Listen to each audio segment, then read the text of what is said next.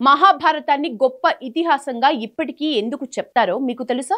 మహాభారతం హిందూ సాహిత్యంలో అతిపెద్ద ఇతిహాసం.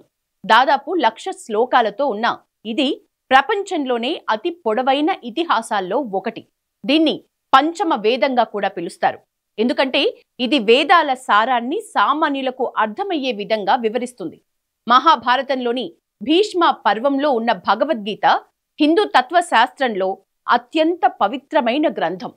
శ్రీకృష్ణుడు అర్జునుడికి ఇచ్చిన ఉపదేశాలు ధర్మం, కర్మ, భక్తి, జ్ఞానం, యోగ మార్గాల్ని వివరిస్తాయి. మహాభారతం కేవలం ఒక కథ కాదు.